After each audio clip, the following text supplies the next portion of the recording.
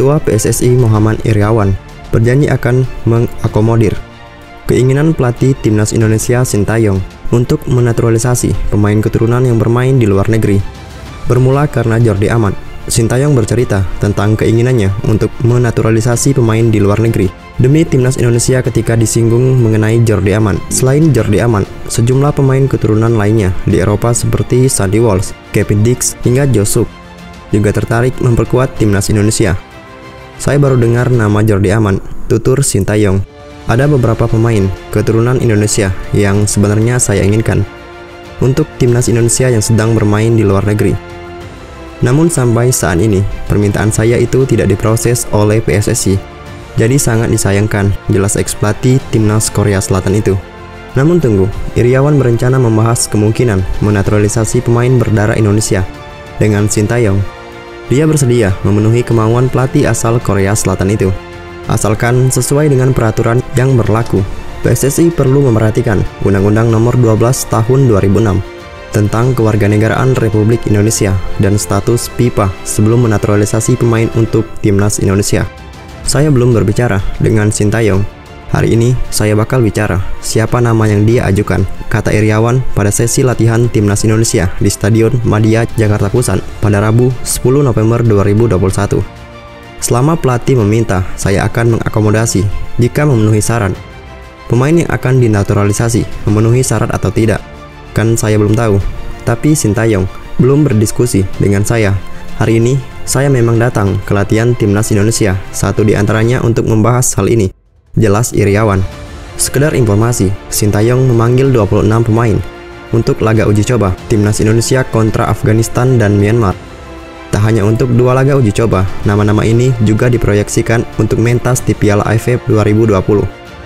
Asalkan tidak mengalami cedera dan menjaga konsistensi performa, 26 pemain ini takkan terpental dari skuad Garuda. Sekarang yang jadi pertanyaan, kenapa Sintayong tidak membawa 30 pemain? Sekedar informasi, untuk Piala AFF 2020, setiap tim diizinkan mendaftarkan 30 pemain dalam kondisi biasa alias tidak ada pandemi. Setiap tim hanya diizinkan membawa 23 personil. Namun, karena situasi pandemi, Timnas Indonesia dan negara lain dipersilakan mendaftarkan 30 nama. Apakah ini pertanda 4 slot tersisa bakal diisi pemain-pemain keturunan? Siapa saja pemain keturunan yang diinginkan Sintayong? Sejauh ini, ada 2 pemain keturunan yang disinyalir telah menarik hati Sintayong, yakni Sandy Walsh dan Miss Hilgers.